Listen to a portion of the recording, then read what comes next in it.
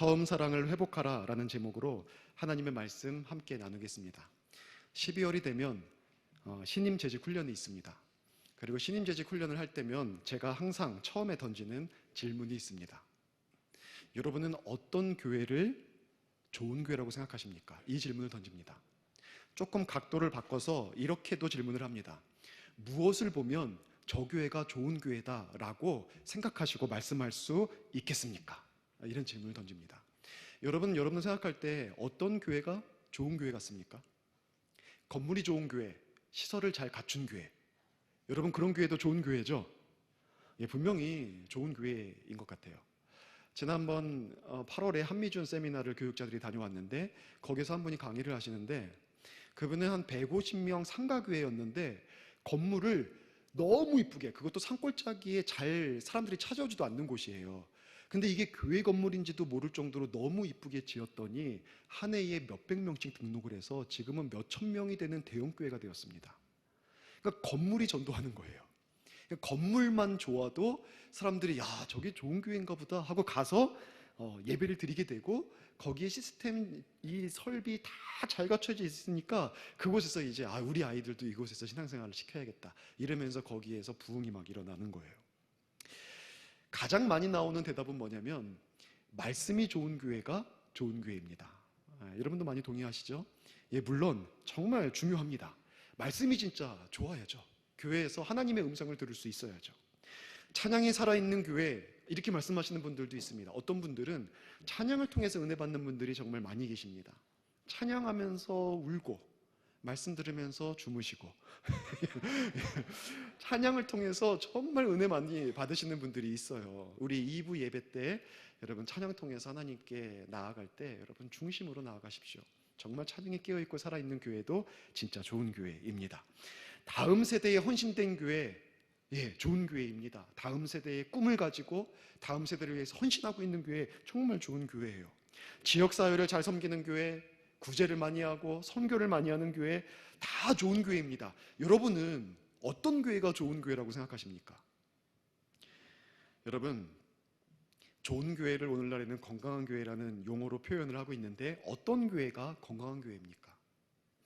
여러분 정말 좋은 교회, 건강한 교회는요, 어느 한 부분이 탁월하고 어느 한 부분이 특출나서 어떤 한 부분에 있어서 소문나는, 여러분 그런 교회도 좋은 교회이지만 정말 좋은 교회는 모든 부분에 있어서 균형이 맞는 교회, 균형을 잡은 교회, 균형이 잡힌 교회, 여러분 그 교회가 좋은 교회입니다. 건강은 기본적으로 균형에서 와요. 우리 몸의 균형을 잃어버리면 우리 몸은 건강을 잃는 거예요.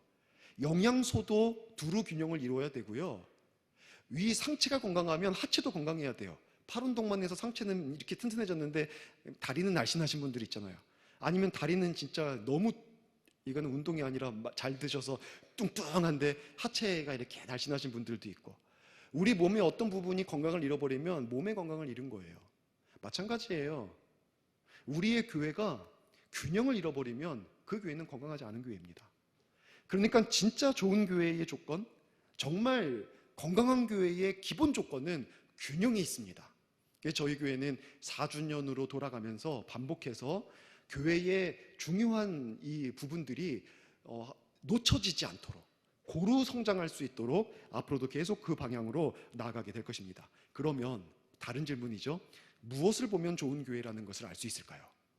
균형 잡힌 교회가 좋은 교회입니다. 근데 무엇을 보면 좋은 교회라는 것을 알 수 있을까요? 여러분 담임 목사가 참 좋으면 우리 교회 좋다, 맞습니까? 동의도 해주셔서 너무 감사합니다. 일부 예배 때는 동의가 없었던 것 같은데 여러분 정말 그래요. 담임 목사가 좋은 사람이어도, 하나님께 붙들린 정말 좋은 목회자여도 그 교회는 진짜 좋은 교회입니다. 여러분 목회팀이 좋으면 좋은 교회입니까? 맞죠? 저는 우리 교회, 우리 부교육자들이 참 좋아서 참 너무 훌륭한 분들을 함께 이 환상적인 목회팀을 이루고 있어서 너무 좋습니다. 믿고 맡기고 있어요. 여러분 그리고 이런 것들도 다 좋은 교회이지만 이것이 그것만 봐서는 좋은 교회임을 알 수가 없습니다. 어떤 그러면 사역팀이 좋으면 좋은 교회일까요? 어떤 사역팀이 너무 탁월하고 너무 잘해요. 이렇게 잘하는 데가 없어요. 다른 교회 가봐도 이 정도가 안 나와요. 그럼 여러분, 이 교회는 좋은 교회입니까? 물론 그럴 수 있어요. 근데 여러분, 우리가 사실은 좋은 교회인 것이 결론 나는 것은 뭐냐면 특정한 한 사람이 아니라 어떤 팀이 아니라 전체로서의 재직입니다. 여러분, 우리 전체를 볼 때 이 교회가 좋은 교회라는 것을 알 수 있어요. 각자가 직분과 은사와 열정을 따라 하나님께 주신 사명들을 잘 감당해 나가고 있고, 그 가운데에서 온 마음 다해 예배하고 진리를 사랑하고 서로 간에 사랑으로 교제하는 그 모습들을 보면서 아, 이 교회 진짜 좋은 교회다라는 것을 깨닫습니다. 여러분, 그래서 교회의 간판은 한 사람이 아닙니다. 우리 우이주강교회 간판 누굽니까? 뭐 얘기하고 싶은 분들 있으세요? 누구입니까? 여러분, 어떤 한 사람이 아니에요. 네, 교회의 재직 모두가 간판입니다. 우리 모두가 다. 외부에서 누가 처음 오면은요, 외부에서 처음 우리 교회로 온다 그러면 물론 먼저는 설교를 듣습니다. 말씀을 들으면서 설교를 듣고 설교가 좋으면 우리 이 교회 참 좋은 교회구나, 생각지도 못했는데 너무 좋다, 이 생각합니다. 근데 결론은, 교회에 들어와서 정말 좋은 교회라는 결론은 생활하다 보면은 이 교회의 성도님들의 전체의 모습을 보면서 이 교회 좋구나라는 것이 결론이 내려집니다. 말씀이 좋아서 들어왔는데 들어와서 보니까 모이기만 하면은 누군가를 흠잡고 있고, 뭔가 교회에서 앞에서 합시다 했는데 막상 해볼까? 하고 가봤는데 성도님들이 주일 예배는 이렇게 꽉 찼는데 뭐 10명 정도 와가지고 왜 이렇게 안 왔지? 막 이러고 있고, 뭐 한 가지를 해도 얼굴에 기쁨이 없어요. 표정에 기쁨이 없어요. 여러분, 서로 간에 이렇게 잘 대면하면서 보고 있는데 우리 찬양대원들 찬양하고 예배할 때 기쁨 있습니까? 우리 성도님들 그렇습니까? 서로 간에 얼굴이 보여가지고 참 어색하지요. 예. 여러분, 우리가 이렇게 와서 예배를 드리는데 서로 간의 표정들이 막 보이잖아요. 뭐 좋은 교회인 줄 알았는데 표정이 아니에요. 딱딱해요. 뭐 예배를 드려도 그냥 잠만 주무시고 계세요. 서로 간에 보니 서로 간에 우연히 눈을 떴는데 역시 주무시고 계세요. 자는 시간이구나. 서로 간에. 여러분, 그런 교회면은 말씀 좋아서 좋다 했는데 나중에 보고 보니까 아니구나, 이렇게 결론이 내려져요. 진짜 좋은 교회는요, 누군가 한 사람이 아니라 우리 재직 전체, 우리 교회의 얼굴은요, 저도 아니고 누군가 한 사람도 아니고 여기에 뭐 창립 때부터 있었던 누군가도 아니고 우리 모두입니다. 우리 모두. 여러분, 우리 교회가 정말 여러분들을 통해서 하나님 영광 받으시고, 여러분들을 통해서 좋은 교회가 세워지고 그리스도의 향기가 나타나는 그런 교회 될 수 있기를 주의 이름으로 축원합니다. 여러분, 그러면 우리가 어떻게 섬길 때 진짜 좋은 교회가 될 수 있을까요? 여러 가지 내용들이 있겠지만 오늘은 우리 에베소 교회를 조금 살펴보면서 이 에베소 교회를 향한 하나님의 말씀을 통해서 우리 교회를 비추어 보고 나 자신을 비추어 보고 우리 교회를 좋은 교회 세우기 위해 필요한 것이 무엇인지 한 부분을 좀 살펴보고자 합니다. 첫 번째는 에베소 교회가 들은 칭찬들이 있습니다. 이 칭찬들을 통해서 우리 교회도 이 칭찬 듣자, 그 마음 좀 품어보려고 합니다. 에베소 지역은요, 원래 로마 제국 당시에 가장 큰 도시들 중에 하나였습니다. 이 로마 제국이 당시 이곳을 점령하고 있었을 때 로마, 그리고 알렉산드리아, 수리아의 안디옥, 그리고 에베소 교회, 에베소 지역, 이 지역들이 가장 큰 도시들이었어요. 지금 뭐 서울, 부산, 대전 뭐 이런 것처럼 큰 교회들, 큰 지역들이었습니다. 알렉산더 대왕이 이 지역을 점령했을 때 에베소 지역에 둘 흩어 있던 사람들을 항구 쪽으로, 이 해변 쪽으로 옮겨버립니다. 그러면서 그곳이 무역과 상업의 중심지가 되면서 아주 활발한 교류가 일어나고 많은 돈들이 돌아다니면서 거기가 굉장히 많은 사람들이 모이는 거대 도시가 됐어요. 그리고 나중에 아우구스투스 황제 때 그 지역은 비로소 그 지역에서 가장 큰 도시가 돼버립니다. 여러분, 그곳에 세워진 에베소 교회는 당연히 크고 좋은 교회였어요. 특별히 그곳에는 좋은 지도자들이 있습니다. 오늘 본문에는 나와 있지 않지만 그곳에는 좋은 지도자들이 있어요. 바울이 그곳을 세웠어요. 평신도 사역자인 브리스길라와 아굴라와 더불어서 그 교회를 세워서 그 교회가 금방 정말 건강하고 좋은 교회로 세워졌습니다. 그리고 그가 잠시 떠나 있는 동안에는 아볼로에게 그 교회를 맡겼고, 나중에 돌아와서 3년 동안 바울이 오래 머문 거예요. 3년 동안 머물러서 에베소 교회를 정말 튼튼하고 건강한 교회로 세웠습니다. 그리고 나서 그가 떠나고 나서는 디모데, 아들처럼 키운 디모데가 그곳에 들어와서 에베소 교회를 담당해서 담임 목회자로 그 교회를 충실하게 섬겼습니다. 그러니까 참 목회팀이 너무 좋아요. 평신도 사역자들과 더불어서 목회자들이 참 좋은 곳이 에베소 교회였어요. 그러니까 그 교회가 건강하게 성장한 거예요. 근데 거기서 멈추지 않았습니다. 교회 전체가 참 좋았어요. 오늘 본문은 특정한 지도자 그룹을 칭찬하는 것이 아니라 교회 전체, 성도 전체를 칭찬하고 있거든요. 그러니까 우리로 말하면 재직들 전체가 다 참 하나님으로부터 크게 칭찬을 받았다는 겁니다. 그들이 칭찬 들은 내용을 보면 첫 번째 뭐였냐면, 행위와 수고와 인내에 있어서 그들은 열심을 다했습니다. 2절 상반절을 보죠. 내가 내 행위와 수고와 내 인내를 알고. 3절에 보면은 또 내가 참고 내 이름을 위하여 견디고 게으르지 아니한 것을 아노라. 여러분, 이들은 눈으로 보여지는 것, 열심에 있어서, 행위에 있어서 참 칭찬듣는 교회였어요. 초창기 교리문답에 보면 이 세 가지, 행위와 수고와 인내, 이것이 기독교 그리스도인들의 삶의 가장 필수적인 요소라고 말하고 있습니다. 행위와 수고와 인내. 여러분, 이 행위는요, 원어로 보면 그냥 행동, 우리가 살아가는 데서 어떤 열심히 수고하고 헌신하는 어떤 사역, 어떤 섬김, 이것만을 의미하는 것이 아니라 경건 생활까지 다 포함하는 단어입니다. 그러니까 사명을 가지고 수고하는 것에 있어서도 칭찬을 들었고, 그들이 예배하고 기도하고 전도하고 말씀 묵상하는 경건 생활의 이 행위에 있어서도 참 하나님으로부터 칭찬 듣는 그런 교회였다는 거예요. 그 다음에 수고였습니다. 그 한 가지 일을 해도요, 희생하면서 했고 헌신하면서 했고 정말 열정과 힘을 다해서 힘써서 감당해냈습니다. 인내했어요. 힘들죠. 처음 마음이 끝까지 유지된다는 것이 얼마나 어렵습니까? 근데 이 교회는 처음 먹은 마음대로 끝까지 열심을 잃지 않았어요. 끝까지 열심을 냈다는 말입니다. 환난과 핍박을 받았을 때에도 그 중에도 인내를 하며 주님만 바라보는 그러한 교회였습니다. 여러분, 참된 신앙은요, 우리로 하여금 열심히 있게 합니다. 복음은 우리가 구원을 받았기 때문에, 구원을 받기 위해서 주님께 순종하는 것이 아니라 구원을 받았기 때문에 아들로서 하나님의 사역에 참여하게 합니다. 여러분, 이렇게 우리는 행동하는 거예요. 이게 굉장히 중요하면서도 엄청난 차이예요. 보통 종교는요, 내가 순종함으로 신에게 어떤 용납되어진다, 이것 때문에 순종해요. 내가 순종하면 신이 나를 받아들여준다, 이것 때문에 순종해요. 근데 복음은요, 나는 한계 없고 자격도 없는데 하나님께서 예수 그리스도를 통해서 나를 하나님의, 당신의 자녀 삼아주세요.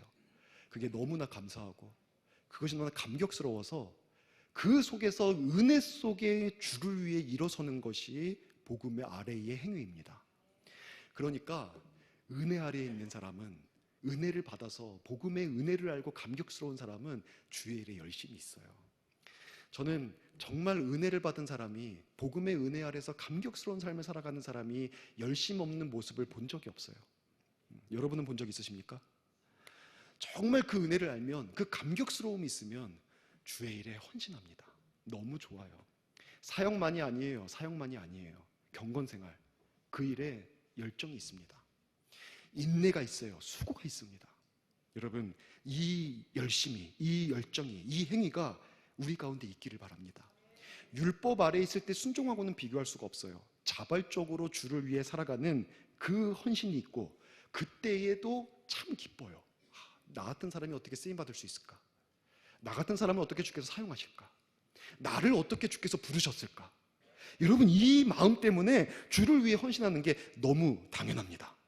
여러분, 이런 열심, 이런 수고가 예수를 믿고 구원받은 우리 모든 재직들의 모습이기를 주의 이름으로 간절히 축원합니다. 경건 생활에 열심 가지십시오. 예배와 기도에 열심 가지십시오. 맡겨주신 사역에도 열정과 열심을 가지십시오. 세상에 나아가서도 그리스도의 자녀로서 하나님을 드러내는 일에 열심 가지시는 저와 여러분 되시기를 바랍니다. 여러분, 두 번째 이들이 칭찬 들은 게 있었는데 그게 뭐였냐면 악을 용납하지 않았다는 것과 진리를 지켜냈다는 겁니다. 이 일에 칭찬을 받았어요. 2절 하반절 보세요. 또 악한 자들을 용납하지 아니한 것과 자칭 사도라 하되 아닌 자들을 시험하여 그의 거짓된 것을 내가 드러낸 것과 6절도 보면은 오직 내게 이것이 있으니 너가 니골라 당의 행위를 미워하도다 나도 이것을 미워하노라. 여러분, 이 교회는요, 에베소 교회는 교회 가운데 악한 일이 이루어지는 것을 막았습니다. 이 교회는 이단이나 거짓된 가르침이 설 자리가 없도록 방비했습니다. 그래서 교회의 순결과 교회의 거룩 그리고 진리를 지켜냈던 그런 교회였습니다. 이게 여러분, 교회가 얼마나 이게 중요한 사역입니까? 초대교회도 보면은 가짜가 들어와서 속였어요. 지금도 마찬가지지만 초대교회도 가짜가 들어와서 속입니다. 이단이 들어와서 속입니다. 거짓 사도들과 거짓 교사들이 들어와서 잘못된 가르침을 주고 교회 안에 분란을 일으켰습니다. 그래서 진리를 훼손시켰어요. 복음을 가리웠어요. 초대교회도. 이것들을 에베소 교회는 철저히 방비했다는 거예요. 여러분, 오늘날에도 마찬가지죠. 오늘날에도 이단이 교회에 들어옵니다. 이단이 교회에 들어와서 교회에 있는 사람들을 속여서 빼가려고 그래요. 참 이상하죠. 정말 이단들이 자신들이 진짜 하나님을 믿고 자신이 믿는 교주가 진짜 하나님이고 그 사람이 진짜 성령이고 그 사람이 진짜 메시아고 예수면 여러분, 그 아래 믿지 않는 자들을, 불신자들을 가지고 그들을 구원해야 될 텐데 왜 믿는 교회에 들어와서 교회 사람들을 속이고 교회 사람들을 빼갈까요? 왜 이거를 도적질할까요? 참 이상하죠? 교회에 들어와서 그런 일들을 합니다. 거짓된 말을 하고. 여러분, 혹시라도 교회에서 신통한 선교사가 있다, 신통방통한 전도사 목사가 있다, 나가서 만나봐라 해도 여러분, 그런 사람 만나지 마십시오. 신통한 사람은 없어요. 신통한 사람은 없어요. 딱 만났는데 진짜 신통해요. 아이고, 집사님 동생 때문에 많이 힘드시죠? 너무 신통한 거예요. 집사님 지금 그 아프신 부위 하나님이 너무 같이 아파하십니다. 너무 신통한 거예요. 어떻게 알았지? 여러분, 어떻게 알겠어요? 하나님이 알려줬겠어요? 아니에요. 우리 교회에 들어와 있는 이단이 알려준 거예요. 여러분, 그렇게 해요. 거짓됐어요. 그리고 또 데리고 나가서 성경 공부 시킵니다. 일로 와봐, 여기 진짜 잘 가르치는 데 있어. 근데 교회단 얘기하지 마. 이단들이 하도 판을 쳐가지고 요즘은 바깥에서 성경 공부하면은 그거 못하게 하니까. 근데 여기는 건전한 건데 괜히 오해받으면 안 좋으니까 얘기는 하지 마. 그러나 여긴 진짜 좋은 게 있어. 여러분, 그러면서 여러분을 데리고 나갑니다. 여러분, 절대로 가지 마세요. 그렇게 말하는 사람이 있으면은 목회자에게 꼭 얘기해 주세요. 여러분, 이렇게 들어와가지고 속입니다. 과거나 지금이나 마찬가지로 거짓된 이단과 잘못된 교사들이 교회를, 순결을 무너뜨리려고 하고 진리를 훼손시키려고 합니다. 여러분, 에베소 교회는 그 일들이 일어나지 않도록 방비하는데 진짜 열심히 있었습니다. 우리 교회도 그래야 합니다. 진리가 가르치고 선포될 수 있도록, 하나님의 바른 사역이 이루어질 수 있도록, 교회가 거룩하고 순결할 수 있도록 재직들이 이 일에 열심을 가지고 있어야 됩니다. 여러분, 진리를 배우고 진리를 지키고 진리를 전하는 일에 열심 가진 재직들 다 되시기를 바랍니다. 에베소 교회는 이런 일들에 있어서 정말 하나님께 크게 칭찬을 받았습니다. 우리 우이중앙교회도 이런 일에 칭찬받는 교회 그리고 칭찬받는 재직 될 수 있기를 다시 부탁드립니다. 여러분, 뿐만 아니라 더 나아가서 우리 교회만의 다른 칭찬도 받을 수 있어야죠. 우리 각자에게 주신 사명이 있고 각자에게 주신 열정이 있고 각자에게 보게 하신 비전이 있습니다. 그 모든 영역들 속에서 하나님을 기쁘게 해드릴 수 있는, 그래서 하나님께 칭찬드릴 수 있는 저 여러분 될 수 있기를 바랍니다. 특별히 올해는 전도와 선교의 해입니다. 우리가 한마음 되어서 한뜻 되어서 죽어있는 한 영혼, 주님 앞에서 돌아와 있지 못하고 실족해 있는 영혼, 그들을 품고 그들에게 나아가서 그들을 섬기고 그들을 구원하는 그 일에 열심 낼 수 있는, 그래서 그런 영역에 있어서도 하나님께 크게 칭찬받을 수 있는 우리 교회에 재직될 수 있기를 주의 이름으로 축원합니다. 여러분, 두 번째, 큰 대지로서 마지막입니다. 두 번째, 에베소 교회가 들은 책망이 있습니다. 에베소 교회는 칭찬을 들었어요. 주의 일과 경건 생활에 있어서 열심히 있는 교회였어요. 거짓 가르침이, 이단이 교회의 진리를 훼손하지 않도록 교회의 거룩과 진리를 지켜낸 그런 교회였어요.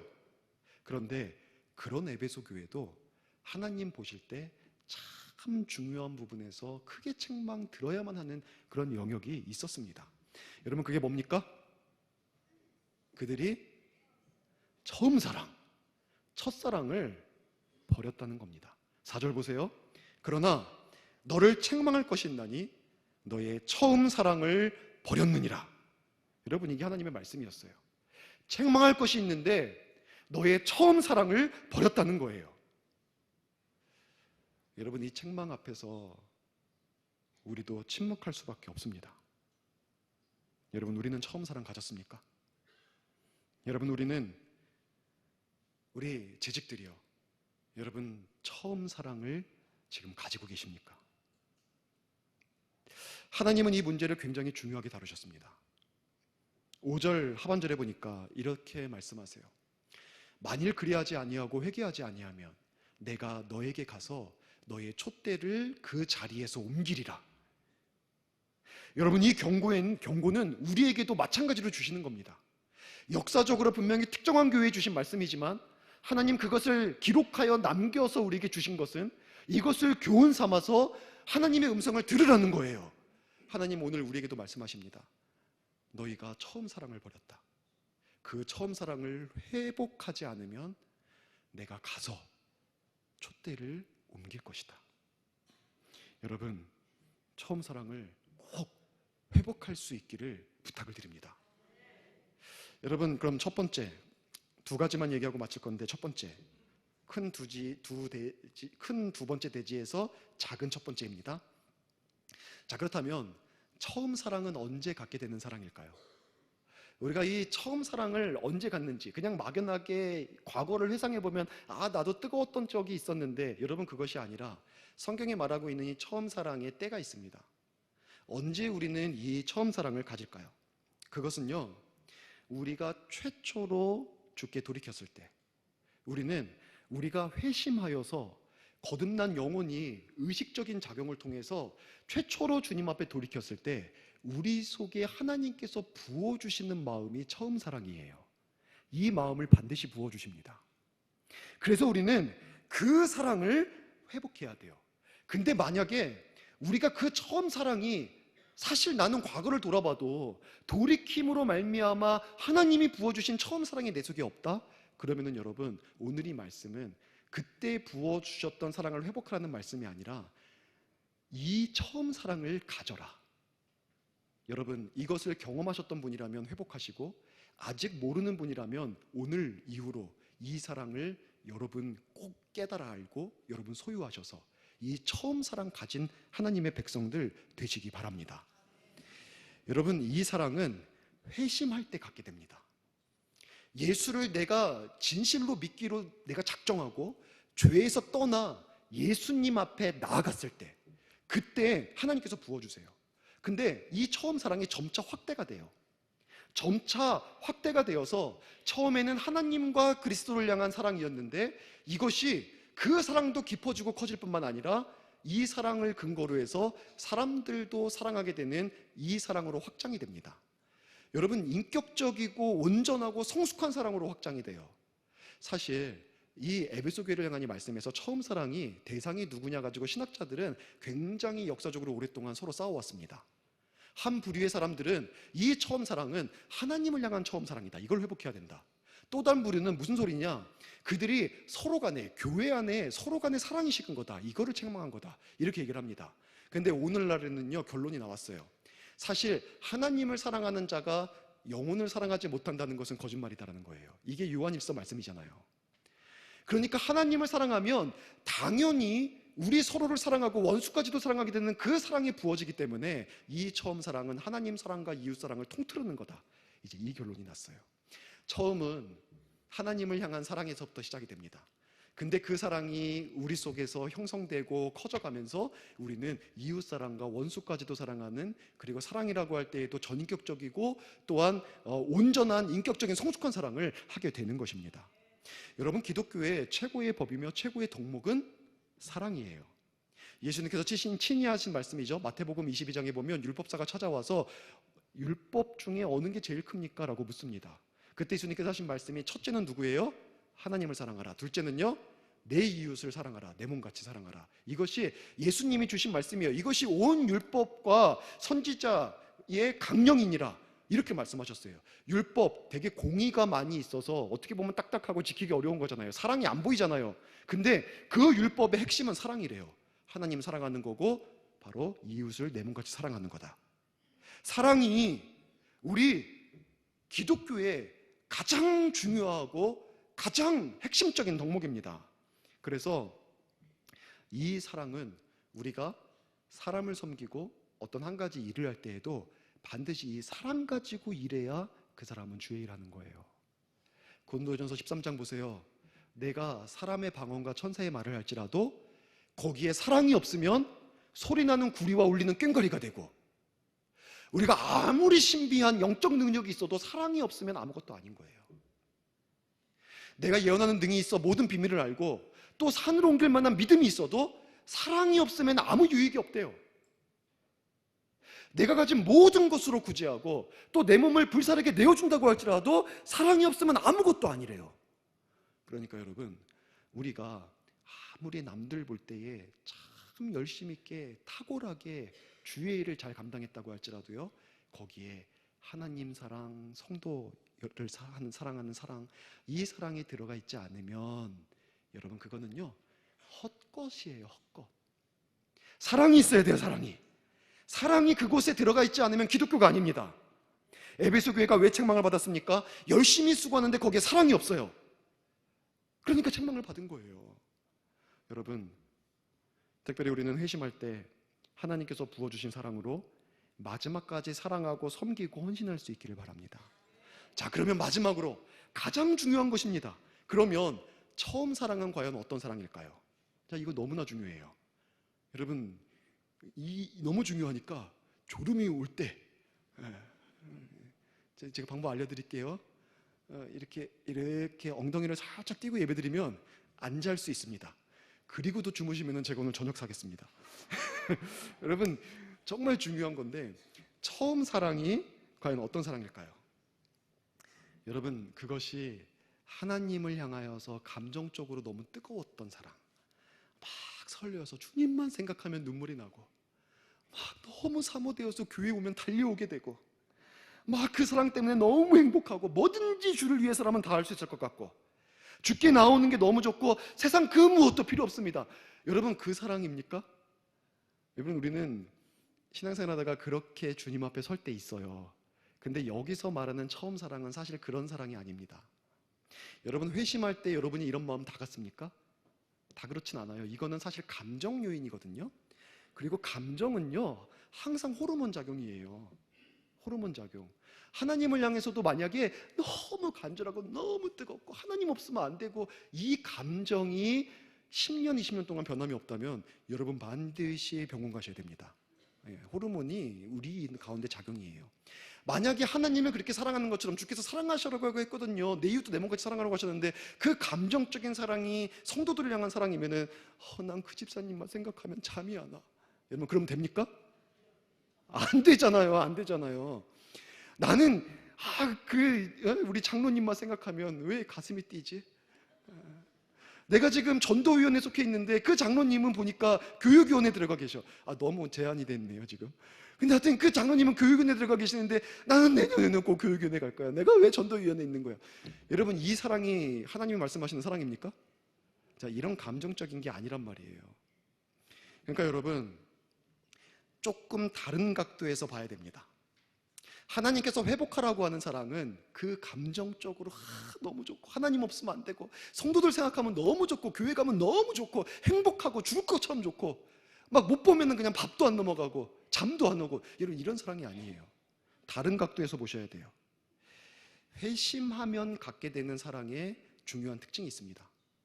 이거는 회심하지 않는 자가 갖는 사랑하고 성격이 완전히 달라요. 우리가 교회에서 신앙생활을 해도요, 정말 진실로 돌이키지 않은 자, 또는 돌이켰지만 다시 세상 속에 들어가고 바른 신앙에서 떠난 자는요, 진짜 회심한 자가 갖는 이 사랑과 완전히 다른 사랑으로 성도를 사랑하고 교회를 사랑하고 하나님을 사랑합니다. 이 사랑의 특징이 있어요. 이것을 김남준 목사님이 돌이킴이라는 책에서 정말 잘 묘사를 해놨는데 이렇게 얘기를 합니다. 본질적으로 회심한 자의 본성의 성향은 하나님을 사랑하는 성향이며, 회심치 않은 본성의 성향은 자기를 사랑하는 성향이다. 여러분, 이 차이예요, 이 차이. 우리가 회복해야 될 사랑은 뭐냐면, 하나님을, 나를 사랑하는 사랑에서 근거한 것이 아니라 순전히 하나님을 향한 사랑에서 근거한 모든 사랑이에요. 이걸 조금 더 설명을 해드리겠습니다. 여러분, 회심하지 않으면, 죽게 돌이키지 않으면 우리는 반드시 자기를 사랑하는 것이 동기가 돼서 하나님을 사랑하게 됩니다. 우리가 회심하지 않으면 자기 만족과 자기 행복이 이유가 돼서 하나님을 사랑하고, 그것 때문에 이웃을 사랑하고, 그것 때문에 주님께 순종하고 섬기게 됩니다. 내 사랑. 그래서 예수님은 이렇게 사랑하는 사람을 일컬어서 뭐라 그러냐면, 나를 사랑해주는 사람을 사랑하는 그 사람은, 이 사랑은 가짜라는 거예요. 세상 사람들, 하나님의 자녀가 아닌 사람들도 그렇게 할 줄 안다는 거예요. 사실 사단도요, 하나님이 사단을 사랑해 준다면, 사단이 어떻게 행동하든지 상관없이 사단을 사랑해 준다면 사단도 하나님 사랑했을 거예요. 여러분, 그건 세상 사람들 똑같은 모습입니다. 우리가 예수를 믿으면서 내 만족과 내 사랑, 자기 사랑, 자기 행복이 근거가 돼서 하나님을 사랑하면 이 사랑은 가짜예요. 여러분, 우리가 특세를 통하여서, 특금 영성축제를 통하여서 우리는 분명하게 이걸 살펴봤어요. 둘째 아들과 첫째 아들은 둘 다 동일하게 자기 행복을 위하던 사람이었어요. 둘째 아들은 돌아온 탕자고 첫째 아들은 아직 돌아오지 않은 탕자예요. 오히려 예수님은 첫째 아들을 더 문제를 지적하기 위해서 탕자의 비유를 한 거예요. 근데 이들의 공통적인 특징은 둘 다 자기를 사랑했어요. 자기 행복을 위해서 살았어요. 자기를 사랑하고 자기 행복을 위해서 둘째 아들이 선택했던 것은 뭐냐면, 세상 속에 들어가서 마음대로 사는 거예요. 자기 뜻대로, 아버지를 떠나서. 첫째 아들이 선택했던 것은 뭐냐면, 자기 행복과 자기 사랑과 자기 만족을 위해서 아버지께 순종한 거예요. 그러면 아버지로부터 보상이 있으니까. 그러지 않으면 내가 받을 혜택을 못 받을까 봐서. 그것 때문에 순종했어요. 그러니까 순종의 동기가 아버지 사랑이 아니고 자기 사랑이다 보니까 둘째 아들이 아버지의 명예를 훼손시키고 아버지를 죽은 자 취급할 때 가만히 있습니다. 이거 첫째 아들이 의무예요. 그때 둘째를 나무랬어야 돼요. 둘째 아들이 돌아와서 아버지가 잔치를 올렸을 때 아버지한테 대들었어요. 왜요? 자기 사랑 때문에.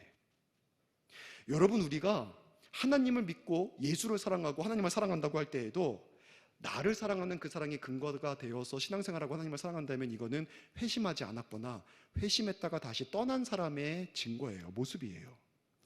그래서 여러분, 이렇게 회심하지 못한 사람의 중요한 영적 특징이 있는데, 그걸 이제 얼마 안 있으면 주일 예배 때 다 얘기해 드릴 거예요. 지난번에 2개를 말씀드렸고 오늘 또 한 가지를 말씀드릴 건데, 여러분, 그 중에 그 중요한 특징 중, 회심치 않은 자의 중요한 특징 중에 하나가 뭐냐면, 그들은 신령한 것들을 좋아하지 않습니다. 신령한 것들을 좋아하지 않아요. 왜요? 이게 자기 사랑과 별로 관계가 없어요. 자기 만족과 별로 관계가 없어서 신령한 일들을 좋아하지 않습니다. 그래서 여러분, 회심치 않은 자들은요, 신령한 것, 곧 하나님의 주권의 아름다움을 몰라요.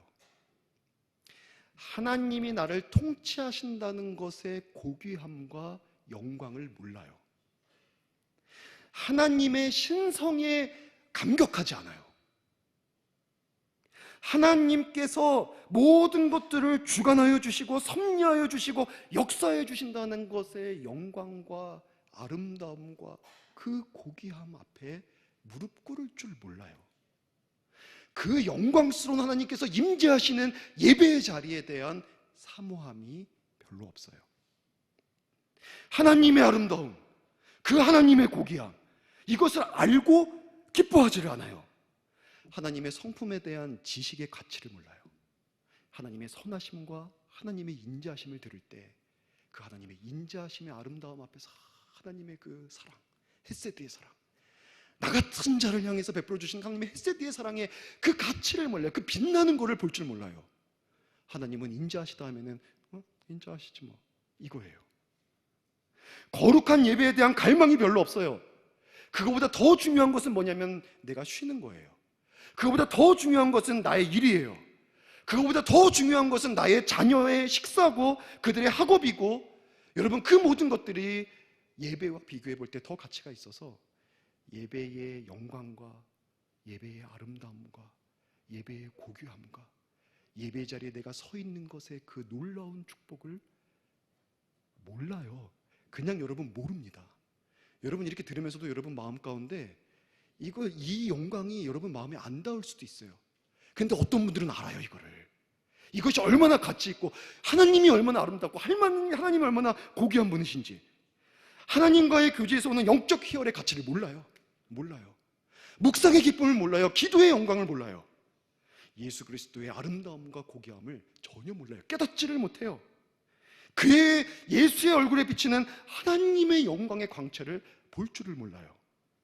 그들은 자기에게 유익이 있기 때문에 하나님을 사랑합니다. 자기에게 좋은 것 주시니까 하나님을 사랑합니다. 자기가 만족하는 게 있으니까 하나님을 사랑합니다. 하나님이 내 편인 것 같을 때, 하나님이 나의 기도에 응답해 주실 때, 하나님이 내게 건강 주시고 내게 물질 주실 때, 여러분 그럴 때 하나님을 사랑하는 거예요. 그럴 것 같으니까 하나님을 사랑하는 거예요. 그 느낌이 별로 없으면 하나님을 향한 사랑과 믿음이 식어버립니다. 여러분 이런 사랑이라면 아무리 뜨거워도 그 사람은 처음 사랑을 모르는 거예요. 갖지를 못했습니다. 처음 사랑은 이런 사랑이 아닙니다. 그래서 심지어 조나단 에드워즈는 철저한 회심, 참된 부흥에서 이런 말을 했어요. 이 책은 여러분 기회 있으면 꼭 사서 읽으십시오.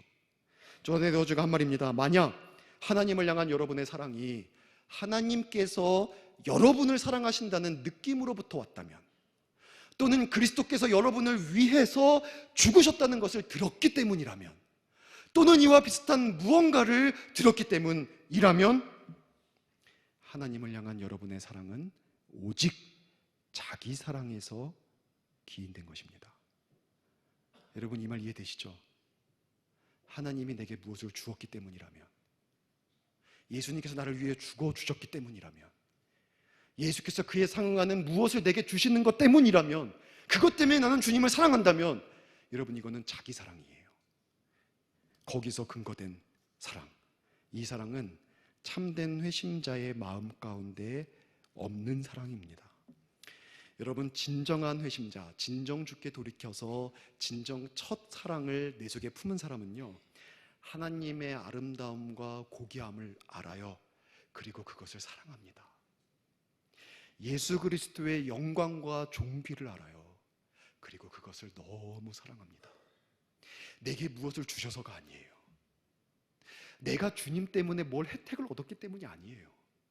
그냥 그 자체의 영광이 내 인생에 있어서 내가 가장 집중하는 나의 대상이고, 그것 자체가 너무 좋고 너무 감격스럽고 그 앞에 누가 시키지 않아도 무릎을 꿇습니다. 주의 임재 앞에 잠잠해. 나는 그냥 주님 함께 있는 것만으로 충분해요. 환경적으로 어려운 거 괜찮아요. 내 몸이 조금 아픈 거 괜찮아요. 내가 많이 지쳐 있는 거 괜찮아요. 왜요? 난 주님 앞에 있거든요. 그냥 주님의 영광을 보거든요. 주님의 아름다움이 보이거든요. 그냥 그 주권 가진 주님께서 나와 함께하고 여기 계시거든요. 그게 너무 좋아요. 그게 너무 사랑해요. 그게 진짜 사랑입니다. 여러분 비회심자는 이걸 몰라요. 이 아름다움을 몰라요. 그래서 여러분 사탄을 보세요. 사단 마귀를 보세요. 하나님이 한 분이신 거 압니다. 우리는 어쩌면 우리 가운데에는 하나님만 신는 게 아니라 사실은 뭐 부처도 있고 이슬람이 믿는 마호멧도 있고 뭐 여러 신들이 있는 거 아니야? 우리 그 중에 하나 선택한 거 아니야? 라고 생각하는 분이 있을지 모릅니다. 근데 사단은 정확히 알아요. 온 우주 통틀어 하나님만 유일한 신이라는 것을요, 우리는 몰라도 사단은 알아요. 정확히 알아요. 그러나 그 하나님의 주권과 통치와 존재의 아름다움을 찬양하지 않습니다. 그 고귀함을 모르고 그 앞에 무릎 꿇지 않습니다. 사단은요, 모든 권능과 능력이 주님께 있음을 압니다. 그러나 그것을 아름답게 보지 않아요.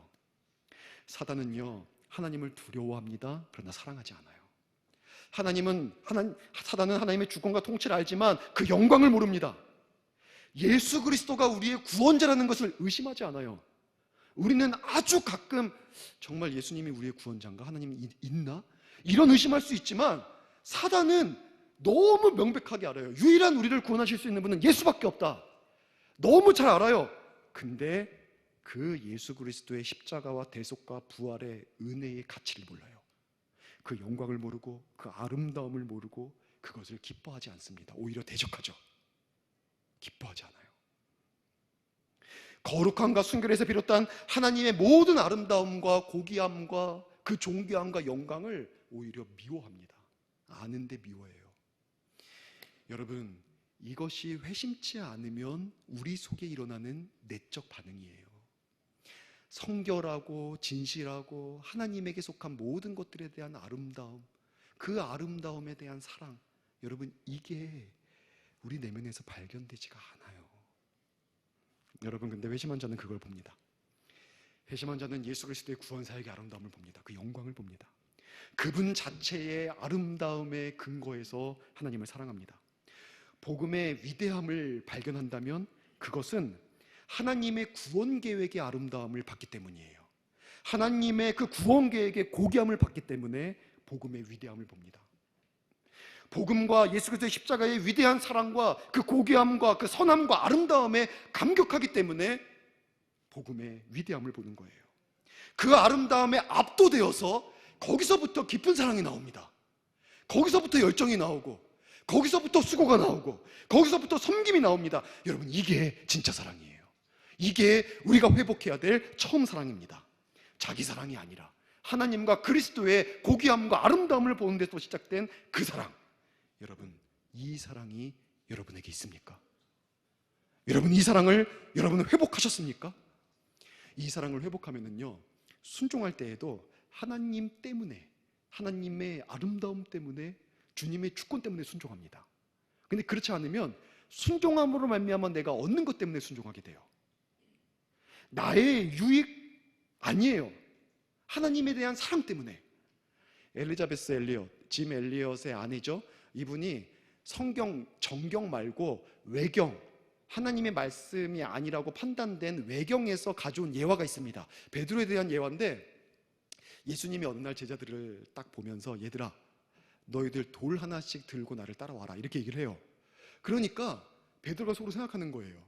어떤 돌을 들어야 된다는 기준을 주시지 않았으니까 예수님 어디까지 이거를 들고 오라고 할지 모르니까 좀 편하게 가자 이러면서 조그마한 돌을 들고, 규정이 없거든요. 그걸 들고 예수님을 따릅니다.